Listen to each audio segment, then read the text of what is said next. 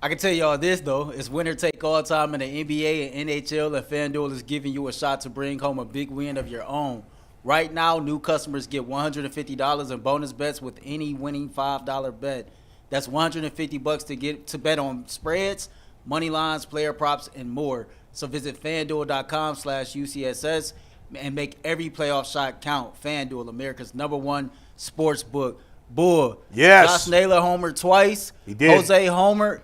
David Fry homer, and the Guardians beat the Rockies 13-7. It looked more like the Broncos and the Browns. Yeah. With the Browns kicking a couple of field goals, but indeed it was the Guardians. And it was a funny game because 2 games in a row the Guardians have not pitched well, at least the starting rotation.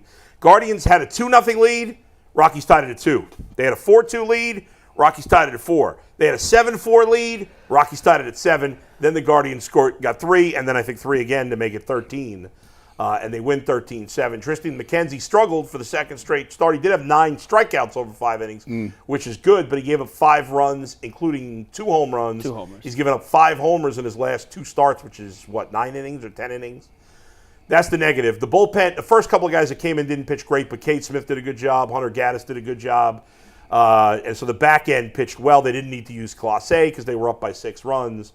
But the story is the offense. Not only, I wouldn't even want to touch Jose Ramirez right now because you may burn yourself. Yeah. That's how hot he is. It's ridiculous. And Josh Naylor, who after he carried the team the first 5 or 6 weeks of the season, had been ice cold recently.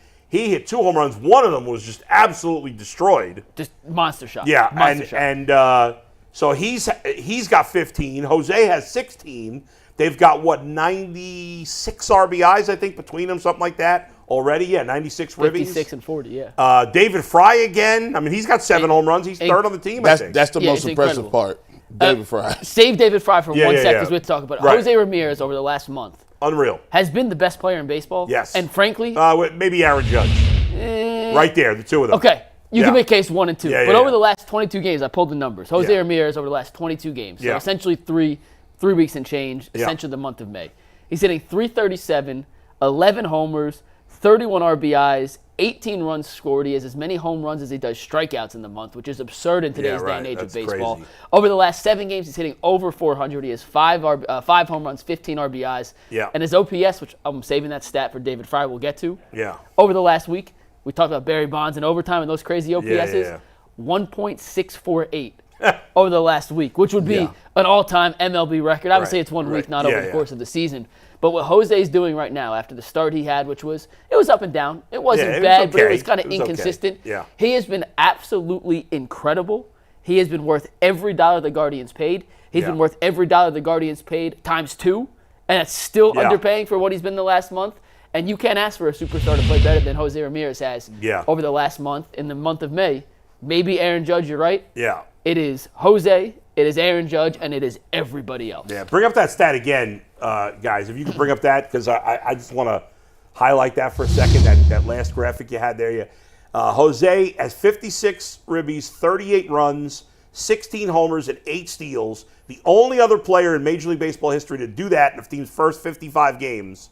I know it's kind of some oddball numbers, but whatever. Ken Griffey Jr. So you're in a class with just Ken Griffey Jr. That's pretty amazing. Pretty damn impressive. Jose, the underrated part about that stat is, I've been watching him. He's been running the base paths great. Like that's an underrated part of his game. Yeah. The way he's able to steal bases, the way he's able to force sometimes bad throws because he gets down the line a lot quicker than I think people give him credit for. Also, he's been playing a great third base. The dude is playing an all-around game, and the thing that I like the most is he's showing you power from both sides of the plate. He's seeing the ball very well, and he's putting together – he's hit home runs in this streak where he's just fighting off pitches. And then it's so difficult to like fight off pitches, and then to get to the pitcher to make a mistake, and then you hit that mistake out of the park.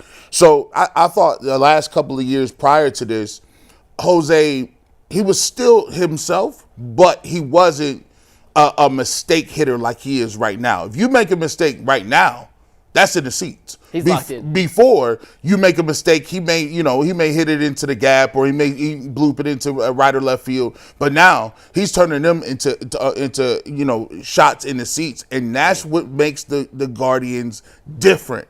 They are different than any other iteration at this point, because now you have both Naylor and you have Jose doing what they're doing. And I want to ask this, and I'm not as locked into the Guardians as I am with the Cavs and the Browns, and I've been watching Jose's career as closely as you guys have over the course of his tenure here in Cleveland. But this season, as opposed to the last two that I've been watching on a regular, consistent basis, he's hitting with power on inside pitches, outside pitches, high pitches, low pitches. It seemed like last year and back in 2022, it was more up and in, and more on the inside of the plate where he was able to turn and pull. And this year, whether he's batting lefty or righty, it feels like he's having power. And not even just home runs, but hard hit exit velos, doubles, extra base hits, not just little bloop singles, from both sides of the plate across the entire strike zone.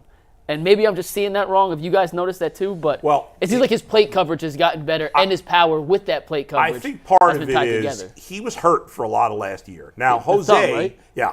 And it's the second time he's had a thumb injury that's really affected part of his season. Jose doesn't miss time, right? I think he's only been on the injured list once in his career. I think he's only missed. I think he's played at least like 145 games every year, but one, and not including the COVID year where nobody did. Yeah. But the guy doesn't miss time, so even when he's hurt, he plays banged up, and you're not going to play as well. And we don't kill him because he's still good. He's just not as good. But that's the one thing, I guess, if you could call it a flaw. I think flaw is a wrong term. Is that he plays all out every moment of every game, no matter what. And so sometimes it can bite you because he plays with so much aggression. He attacks the base paths. You talk about his running. He's ultra aggressive, and so sometimes you get beat up playing like that, and it can affect you in the season. But right now he's totally healthy. And so he's feeling good. So there's no pain when you got an injured thumb, whether you're wearing batting gloves or not, it doesn't matter. There's some level of pain when the ball, especially if you don't hit it right in the spot. And in a switch hitter where your hands are switching. Right. So you hit it on the top of the bat, you hit it on the handle. It's going to hurt like hell, and it's going to affect the next at bat. And so you can't get as much drive, and you can't get to that outside corner as much. And now he's in great shape. And listen, there is no flaw to his game. He hits for power. He hits for average. He gets on base. He doesn't strike out. He's got speed. He's a good base runner. He's a good fielder. He's got a good arm. He's a leader. Teammates love him. He's got plenty of energy. I mean, there is nothing.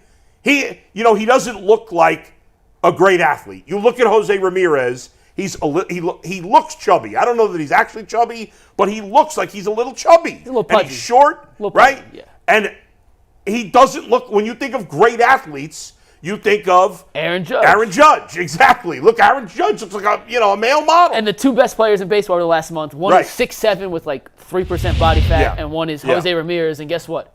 They're both performing at levels that you couldn't even imagine. Yes, and I think that's part of the reason he's been at times underrated in baseball, is because even amongst baseball players who generally don't look as great as football players or basketball players, but even amongst baseball players, he doesn't look like a great athlete because of the way he's built.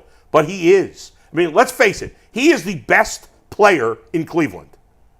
He's the best player in Cleveland.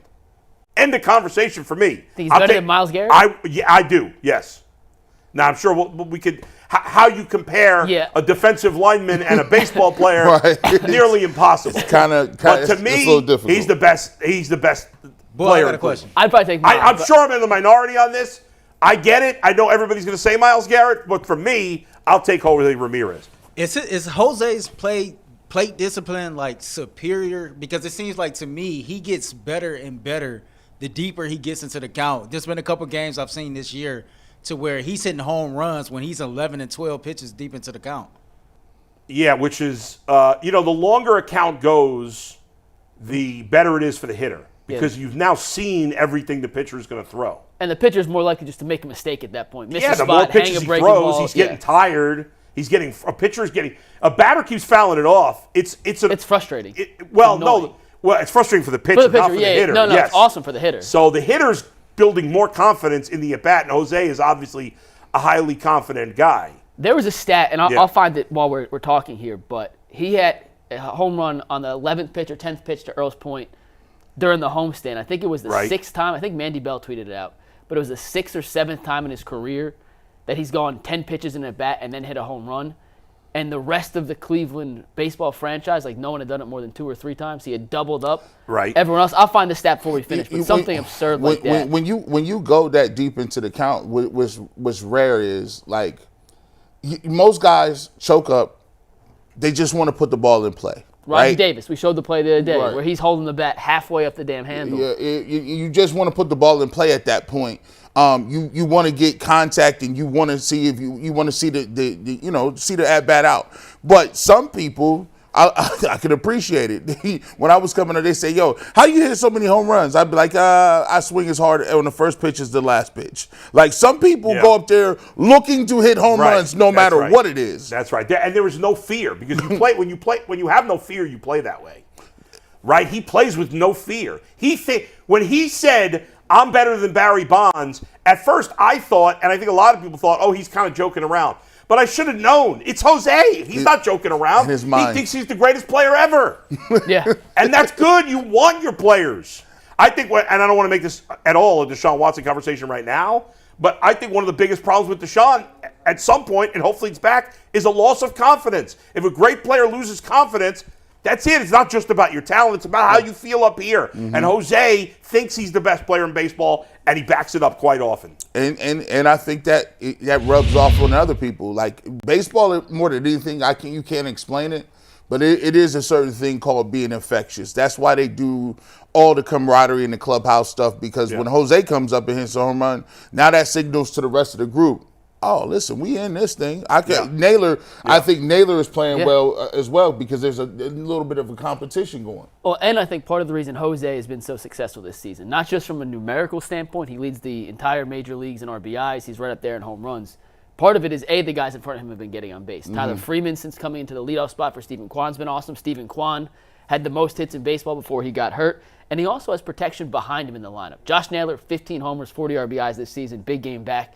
And a guy we mentioned earlier, we're going to come back to, is David Fry, who somehow has turned into maybe the most likable guy in Cleveland ever in such a short period of time on the season. Yeah. David Fry's hitting .375, 7 homers, 23 RBIs.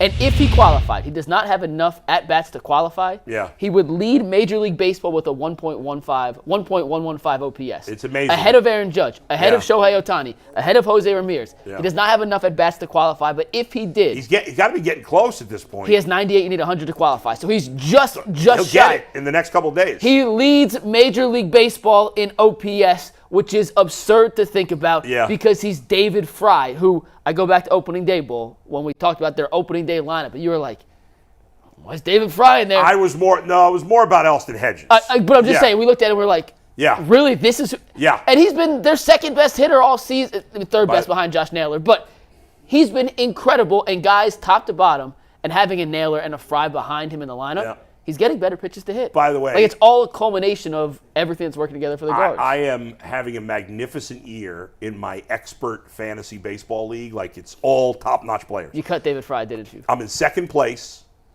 It's out of 16 teams, all top-notch fantasy baseball players. And I have a huge lead on the rest of it. It's me and the first-place guy, and it's everybody else. And about a month ago, I cut David Fry. Wow. I was like... Loser. Because... Sell the team. I have Salvador Perez. Sell the team, Bull. And I have 2 good catchers. It's only 28 roster spots. I had a guy coming back from the injury list. I'm like, is he going to keep this up? Probably not. It was a big mistake. The only mistake I've made all year. I regret it. With the Guardians, y'all got to keep finding spots for them to play. He played in left field yesterday. He's got to be in the lineup almost every day. I mean, I don't know.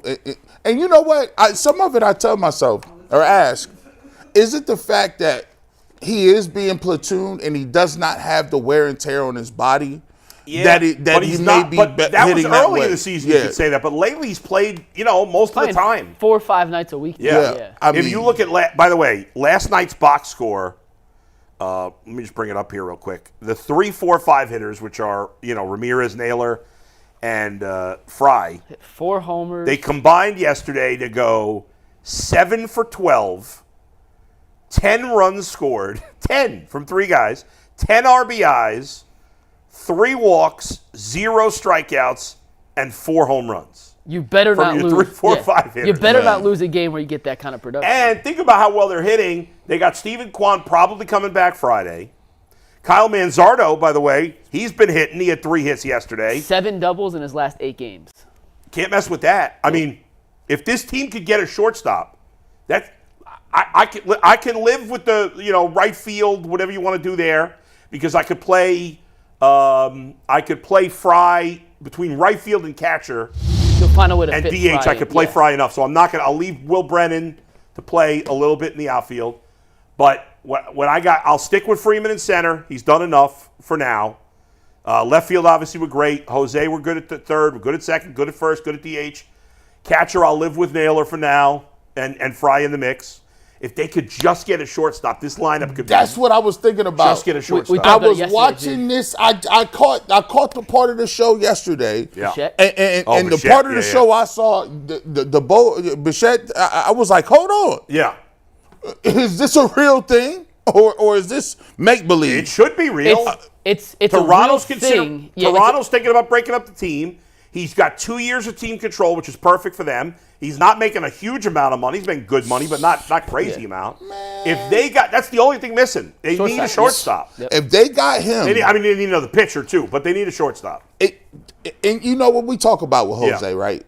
We laugh about him giving back millions of dollars. Yeah, At some point in time, y'all got to do right by Jose. that's right. Like, don't put it on me. Like, don't put it on us. Like, at some point, you have to return the favor because he gave back all of that money. What are you doing in the prime of his career to get him to a place where he can play meaningful games in October and have a chance to win the World Series? You owe that to him. Now, Naylor is come around. You got him, Quan. You got one of the best leadoff guys. You get lightning in a bottle with Fry. All you need, you get Bo Bichette at shortstop, and you got him in there still. Listen, we're ready to go. This go from a nice little story to, the Guardians is ready to go. To answer his question real quick, is it real? Is it just us hypothesizing, G? Bichette will be on the trade, or could be on the trade block. Unless the Blue Jays make a That's run. what I said could. I shouldn't say will. Yeah. Could absolutely be a trade candidate. The Guardians absolutely make sense in terms of a team that has the assets required to get a player in a position of need. So there's no official connection. It makes a lot of sense. But on paper, it makes a ton of sense for both sides. This is not like, if he were making $30 million a year, I'd say, well, that's not realistic. He makes 17.5 next year, G. Light money. That's light. For a player of his caliber, that's a bargain. And they're not going to re-sign him, unfortunately, but that's fine. We got him for 2 years. Think about, in theory, if their lineup was Quan 1, I'll say Freeman 2, because I like the way he's hitting near the top of the lineup. So Quan 1, Freeman 2, Jose 3, Naylor 4, Bichette 5, Fry 6, Manzardo 7, and then, whoever you got catching, and who am I forgetting? I feel like I'm forgetting somebody. Right. Jimenez. Wait a second. I got to put, Jimenez 7, Manzardo 8 or whatever, and then whoever's catching batting 9. You got good problems. Yeah, it's a good problem to have. I mean, That's a great problem. Yeah, y'all talk about me framing titles. I rolled across this. I said, let me jump on MLB.com. Is this a thing? I said, this is, because it's so plausible. Yes. It just fit. It just looked good. I was like, I like that. I'm giving them. I'm saying to the Blue Jays, which I have a relationship with them, as we talked about yesterday, because their president used to be the president and GM here. I'm saying essentially, you can have any shortstop from my system that you want. You could have any pitcher besides Gavin Williams from my system you want. It's in the minors now. I don't care. And I'll give you Chase DeLauder, who's my best hitting prospect. Let's go. 3 good, and I'll throw you in a 4th prospect. A draft pick that you could make one of our picks in the 3rd or 4th round. No, well, not that. You can't trade draft picks, but. No, but I'm saying we'll pick a guy that you want. No, they don't do that. But another young guy, whatever. It doesn't matter. Get Bo Bichette, and by the way, throw me in Yusei Kikuchi, and let's go. And by the way, if the Guardians win tonight and the Phillies lose, they'll have the best record in baseball. With that whole deal. Yeah. The other side of it is they still need another pitcher. I mean, I still think as much fun as Bichette would be, and he would be the top guy to get, I still do have concerns that the longevity of this staff and the usage of the bullpen and how many innings they're putting on their arms early eventually could catch up to them. No doubt. And we saw McKenzie last night. He was okay. Why we not counting? Why are we not counting Gavin Williams no more? Well, because we will at some point, but he hasn't pitched yet. So until he's on the mound, he's making his first rehab start tonight in Columbus. Because I know we got to go get an arm, but But it's even almost like it's not enough. Well, listen. Yeah. I mean, he's a top of the rotation type guy. Yes. They need one veteran pitcher in the mix. Doesn't have to be a superstar. They don't need to get an ace. They need to get a solid veteran like Kikuchi, like I'm talking about. But like my question, G. So let's say you get Gavin back and he's good, right? Yeah. Right. You got Gavin. You got Bybee. Who else after that do you trust in like a Well, playoff Tristan's been knocked around a little bit the last two starts. Tristan, but he was pitching better prior to that. Yeah. Overall, I thought. Listen, he didn't pitch great yesterday. Overall, he's been pretty good. The strikeout numbers were really good. I like that. Yeah. So it's just when he misses.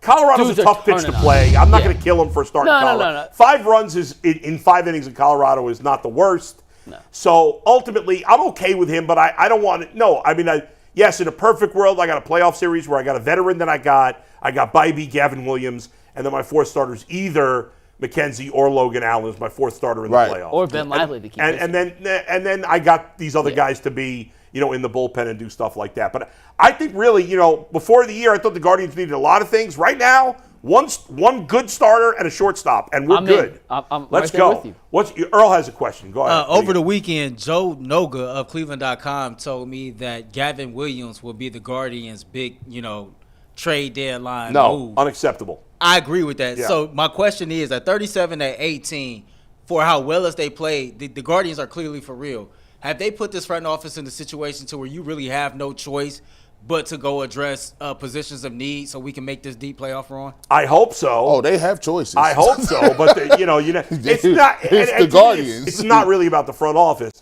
It's about ownership. Is ownership going to give the front office the ability to increase the payroll? That's the question.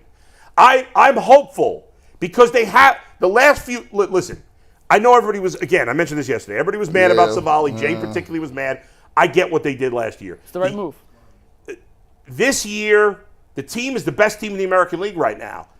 Only the Yankees and Baltimore are really right there with the Guardians in terms of the, I know Kansas City's not far behind. In my mind, I'm worried about Baltimore and the Yankees. Those are the 2 teams. The Guardians are in great shape to win this division. We are past the 1/3 point of the season. They are legit. I mean, we got some time. There's no rush. They don't have to make a trade today. But they should be looking, and ownership has got to be willing to open the payroll at least $15 million this year. $15 million. I asked you this question. Yeah. When is the last time the Guardians made a big move at the deadline? Ubaldo Jimenez, right? No, well, for a pitcher. For a pitcher. That's for a starting pitcher. For a starting pitcher. That's the only one. The last, in 2016, they obviously traded for Andrew Miller. Yes. And that was a huge move. So that one. But they have not traded for a significant pitcher since 2012. Now that trade turned out to, the guys they gave up didn't do anything, but they traded Drew Pomerantz and Alex White. Alex White flamed out. Pomerantz had 2 decent seasons as a reliever. So there's not a track But Ubaldo record was there. not good here. But yeah, they don't. Well, in fairness, part of the reason now they haven't spent money, and I got a big problem with that. In fairness about pitching, they haven't really needed to trade for a starter in recent years. They've been so good. This year they do need to trade for a starter, and I would get one more veteran bullpen arm if I could. But to me, one veteran starter and a shortstop. That's what I'm doing. I'm being aggressive. They'll do something. I'm not convinced they're going to do both those things. I think they're more likely to get the pitcher actually than the shortstop because I think they're going to want to try to keep trying with Arias and Rocchio. And I'm not saying those guys will never pan out. It's just this team's good. We need a hitter at that position. There is urgency to maximize on the season you're having. Baseball is such a sport that fluctuates year in, year out. One guy could be David Fry could have the season of his life this year. Yeah. And be an absolute nobody next year. It happens in baseball. It does, it's weird. more than any other sport. Yes. When you have all these guys clicking at once, I think you have to try and maximize the window. And we saw last year, and I know it's a 1-year sample size, but Texas and Arizona, the 2 teams that played in the World Series, were not teams that won 120 games in the regular season. They both barely made the playoffs. Exactly, and they were teams that got hot at the right time and carried on. The Guardians need the pieces to hopefully be the team that gets hot at the right time and carries it through October. Last thing before we move on here, the Guardians have one more game against Colorado today. Logan Allen's going to pitch. He's pitched very well of late. It's the final game of that series. They're off tomorrow. Kwan's going to play for Columbus tonight. And then hopefully he's going to get activated. The homestand, they play Washington. Washington's terrible. And then a very fun series. Kansas City has lost 3 in a row, but they're overall playing really well. And next week, the Guardians are actually off Thursday and then again on Monday. So that's good for them to get some pitching breaks there. But they'll play Kansas City Tuesday, Wednesday, Thursday. And I think they'll have, I think it's going to be Bybee, Allen, and is it Bybee, Allen, and McKenzie that are going to pitch in that series? I can't remember now, but I have to see it. I With the think off it day, is, I'm not but- sure how it would. Yeah, we'll see. up. But I'm excited to see them play Kansas City because they haven't played Kansas City yet. No. And Kansas City's been really good. They're a good base running team. Bobby Witt Jr. is another one of the best players in baseball. He's fun to watch. He's awesome. And they've gotten some really good pitching. Yeah, Seth Lugo. Cole Reagans and Seth Lugo have been fantastic. 2 veteran pitchers, especially Seth Lugo. So there you go. Earl, what do you got? All right.